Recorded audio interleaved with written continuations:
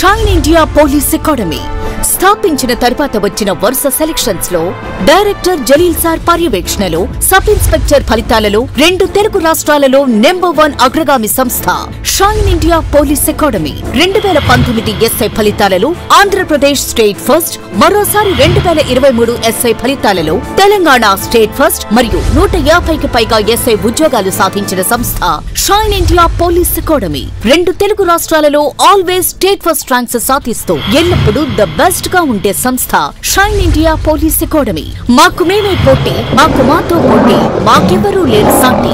2025లో ఎస్ఐలుగా మారాలి అనుకున్న యువత shine India police academy Dilsukhnagar Hyderabad వైపు కదలండి. Andhra Pradesh police long term batches and Telangana police long term batches ప్రారంభమైనవి. వివరాలకు సంప్రదించండి shine India police academy Dilsukhnagar Hyderabad. Cell numbers 9009740004 9963633966. Hi friends, welcome to shine India groups academy. నేను మీ ఎకానమీ చంద్రమౌళి సార్.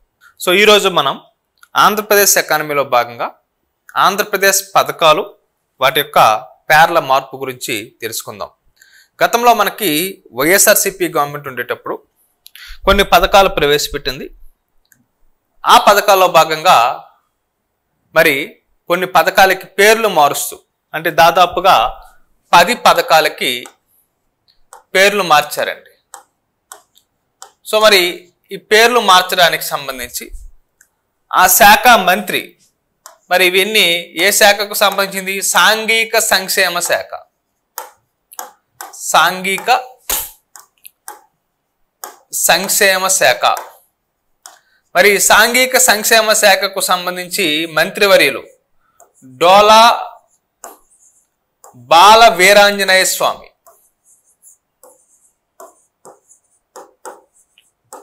వీరాంజనేయ స్వామి. మరి ఈ డోలా బాల వీరాంజనేయ స్వామి యొక్క సూచనల మేరకు, ఆదేశాల మేరకు ఈ సాంఘిక సంక్షేమ శాఖ కార్యదర్శి ఎవరంటే హర్షవర్ధన్. మరి వీరు ఉత్తర్వులు జారీ చేశారు. దేనికోసము అంటే, గతంలో వైఎస్ఆర్సీపీ గవర్నమెంట్ ఉండేటప్పుడు ప్రవేశపెట్టిన పథకాలు కొన్నింటికి పేర్లు మార్చారు. ఎన్నింటికంటే 10కి పేర్లు మార్చారు. మరి పేర్లు మార్పు అనేది మనం గమనిస్తే 2024 జూన్ 18, 20 మరియు 22 తేదీల్లో జరిగింది. సో ఫస్ట్ మీరు ఇక్కడ గుర్తుపెట్టుకోవాల్సిన అంశం, పేర్లు మార్చారు. ఇది ఏ మంత్రిత్వ శాఖ అంటే సాంఘిక సంక్షేమ శాఖ మంత్రిత్వ శాఖకు సంబంధించి డోలా బాల వీరాంజనేయ స్వామి యొక్క ఆదేశాల మేరకు హర్షవర్ధన్ గారు, ఎవరు ఈ సాంఘిక సంక్షేమ శాఖ యొక్క కార్యదర్శి హర్షవర్ధన్ గారు మరి ఉత్తర్వులు జారీ చేశారు. ఆ ఉత్తర్వుల ప్రకారం 10 పథకాలకి పేర్లను మార్చారు. సో ఇప్పుడు మనం వైఎస్ఆర్సీపీ గవర్నమెంట్లో ప్రవేశపెట్టిన పథకాలు, అవి ఎప్పుడు ప్రవేశపెట్టారు, ప్రజెంట్ వాటిని ఏ పేర్లతో పిలుస్తున్నారు అనే అంశాలని ఇప్పుడు మనం తెలుసుకునే ప్రయత్నం అయితే చేద్దాం. సో ఇందులో గనక మనం గమనిస్తే, గతంలో వైఎస్ఆర్సీపీ గవర్నమెంట్ ఉండేటప్పుడు ప్రవేశపెట్టినటువంటి పథకం, వాటిని ప్రారంభించినటువంటి తేదీ, సో అలాగే ప్రస్తుతం ఏ పేరుతో పిలుస్తున్నారు అనే అంశాలు మనం గమనించాలి. సో మనకి వైఎస్ఆర్సీపీ గవర్నమెంట్లో చూసుకుంటే వైఎస్ఆర్ కళ్యాణమస్తు అనే పథకం ఉండేదండి. వైఎస్ఆర్ కళ్యాణమస్తు అనే పథకం ఉండేది.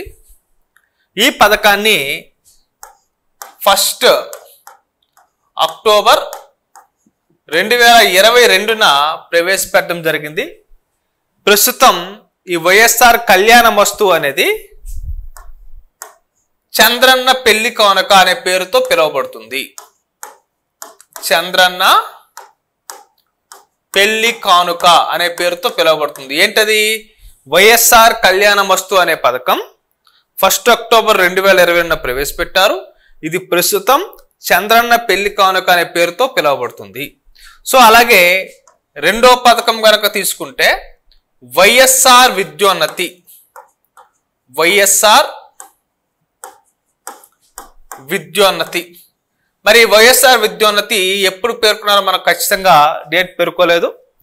మరి వైఎస్ఆర్ విద్యోన్నతి అనేది కనుక మనం తీసుకుంటే దీన్ని ఎన్టీఆర్ విద్యోన్నతిగా పేరు మార్చారు. ఎన్టీఆర్ విద్యోన్నతిగా పేరు మార్చారు.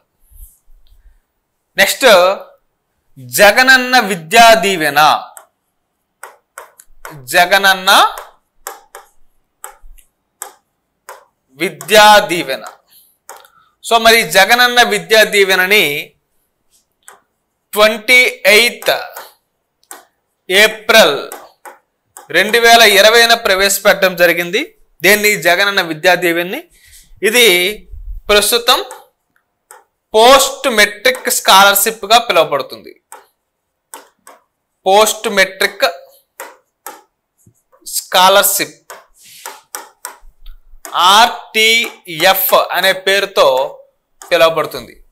Post matric scholarship RTF. దేన్ని? జగనన్న విద్యా దీవెన. ఇది ఎప్పుడు 28 ఏప్రిల్ 2020 ప్రవేశపెట్టారు. ఇది present post matric scholarship RTF గా పిలువబడుతుంది. మరి అలాగే మరొక స్కీమ్ కనుక తీసుకుంటే జగనన్న వసతి దీవెన. జగనన్న వసతి దీవెన. మరి జగనన్న వసతి దీవెన అనే దాన్ని 24 ఫిబ్రవరి 2020 ప్రవేశపెట్టడం జరిగింది. మరి దీనికి కూడా పేరు మార్చారు. ఇది post matric scholarship. Post matric scholarship MTF అని పేరు మార్చారు. Post matric scholarship MTF. RTF వచ్చేసి జగనన్న విద్యా దీవెన. MTF వచ్చేసి జగనన్న వసతి దీవెన. జగనన్న వసతి దీవెన 24 ఫిబ్రవరి 2020 ప్రవేశపెడితే ప్రజెంట్ ఇది పోస్ట్ మెట్రిక్ స్కాలర్షిప్ MTF గా పిలువబడుతుంది. సో జగనన్న విద్యా దీవెన అనేది 28 ఏప్రిల్ 2020 ప్రవేశపెడితే ఇది పోస్ట్ మెట్రిక్ స్కాలర్షిప్ RTF గా పిలువబడుతుంది అనే అంశాన్ని ఇక్కడ మీరు గమనించాలి. మరి అలాగే మరొక పథకం కనుక తీసుకుంటే జగనన్న విదేశీ విద్యా దీవెన. జగనన్న విదేశీ విద్యా దీవెన. మరి దీనిని ఈ జగనన్న విదేశీ విద్యా దీవెన అనేది 1 జూలై 2022 ప్రవేశపెట్టడం జరిగింది. 1 జూలై 2022 ప్రవేశపెట్టడం జరిగింది. మరి ఇది Ambedkar overseas Vidya Deevena. Ambedkar overseas Vidya Deevena. So మరి ఇది ఎస్సీస్ కు సంబంధించినటువంటి స్కీమ్. అంబేద్కర్ ఓవర్సీస్ విద్యా దీవెన అని పిలుస్తున్నారు. 1 జూలై 2020 ప్రవేశపెట్టినటువంటి జగనన్న విద్యా దీవెన అనే పథకానికి అంబేద్కర్ ఓవర్సీస్ విద్యా దీవెన అనే పథకంగా ప్రస్తుతం పిలువబడుతుందనే అంశాన్ని మీరు ఇక్కడ గమనించాలి. సో మరి మనం నెక్స్ట్ గమనిస్తే 6th స్కీమ్. ఇది వైఎస్ఆర్ ఉచిత వ్యవసాయ విద్యుత్ పథకం. వైఎస్ఆర్ ఉచిత వ్యవసాయ విద్యుత్ పథకం. దీనికి ప్రస్తుతం పిలుస్తున్నటువంటి పేరేంటి సార్ అంటే ఆంధ్రప్రదేశ్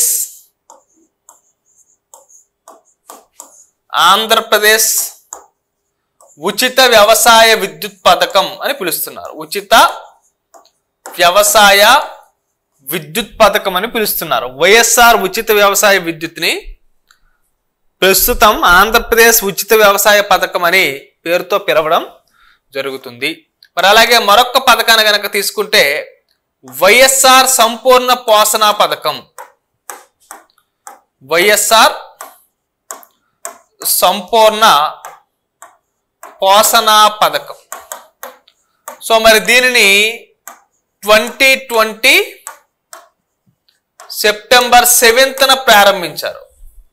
వైఎస్ఆర్ సంపూర్ణ పోషణ పథకాన్ని 2020 సెప్టెంబర్ 7 అంటే 7th సెప్టెంబర్ 2020ని ప్రవేశపెట్టారు.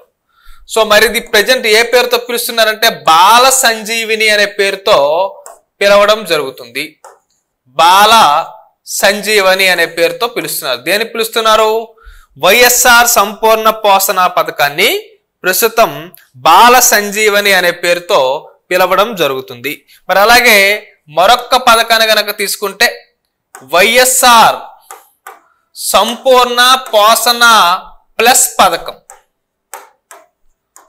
వైఎస్ఆర్ సంపూర్ణ పథకాన్ని బాల సంజీవని పిలిస్తే వైఎస్ఆర్ సంపూర్ణ పోషణ ప్లస్ పథకం అనే పథకం ఉందమ్మా. మరి దీనిని 2020 సెప్టెంబర్ 7న ప్రారంభించారు.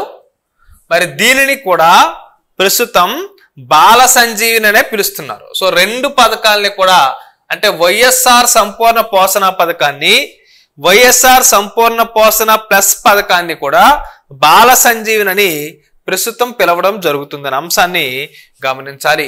మరి అలాగే మరొక పథకాన్ని గనక తీసుకుంటే జగనన్న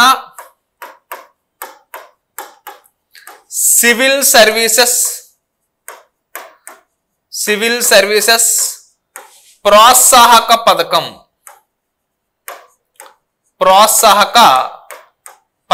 ఇది గతంలో ఉండేది. ఏంటి? జగనన్న సివిల్ సర్వీసెస్ ప్రోత్సాహక పథకం. దీని యొక్క పేరుని ఏమని మార్చారంటే సివిల్ సర్వీసెస్ పరీక్ష ప్రోత్సాహక పథకం. పరీక్ష ప్రోత్సాహక పథకం అని దీన్ని పేరు యొక్క మార్చడం జరిగింది. మరి అలాగే లాస్ట్ నేమ్ మార్చిన పథకం వైఎస్ఆర్ బీమా పథకం. మరి వైఎస్ఆర్ బీమా పథకాన్ని గతంలో మనకి 1 జూలై 2021 ప్రవేశపెట్టారు. మరి ఈ పథకాన్ని ప్రజెంట్ ఏమని పిలుస్తున్నారు సార్ అంటే చంద్రన్న బీమా పథకం అని పిలుస్తున్నారు. చంద్రన్న బీమా పథకం. సో జాగ్రత్తగా గమనిస్తే ఈ 10 పథకాలకి ప్రజెంట్ పేర్లు మారుస్తూ ఉత్తర్వులు జారీ చేశారు. ఒక్కసారి చూద్దామండి. వైఎస్ఆర్ కళ్యాణమస్తు పథకం 1 అక్టోబర్ 2022 ప్రవేశపెట్టారు. దీన్ని చంద్రన్న పెళ్లి కానుకగా పేరు మార్చారు. సో వైఎస్ఆర్ విద్యోన్నతిని ఎన్టీఆర్ విద్యోన్నతి అని పేరు మార్చారు. జగనన్న విద్యా దీవెనని 28 ఏప్రిల్ 2020 ప్రవేశపెడితే దీన్ని పోస్ట్ మెట్రిక్ స్కాలర్షిప్ RTF అని, జగనన్న వసతి దీవెనని 24 ఫిబ్రవరి 2020 ప్రవేశపెడితే దీన్ని పోస్ట్ మెట్రిక్ స్కాలర్షిప్ MTF అని పేర్లు మార్చడం జరిగింది. జగనన్న విదేశీ విద్యా దీవెన 1 జూలై 2020 ప్రవేశపెట్టారు. దీన్ని అంబేద్కర్ ఓవర్సీస్ విద్యా దీవెన అని పేరు మార్చడం జరిగింది. ఇది SCSకు సంబంధించినటువంటి పథకం.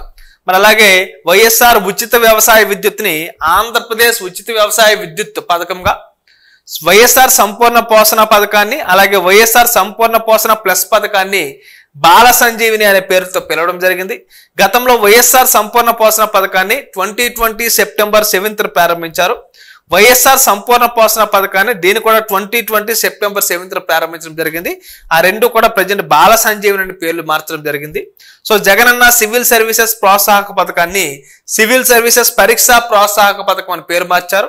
అలాగే వైఎస్ఆర్ బీమా పథకాన్ని 1 జూలై 2021 ప్రారంభిస్తే ప్రజెంట్ దీన్ని చంద్రన్న బీమా పథకం అని పేర్లు అయితే మార్చడం జరిగింది. మరి దీనికి సంబంధించి ఉత్తర్వులు ఏవైతే ఉంటాయో ఆ ఉత్తర్వులు అనేవి మరి హర్షవర్ధన్ గారు విడుదల చేశారు.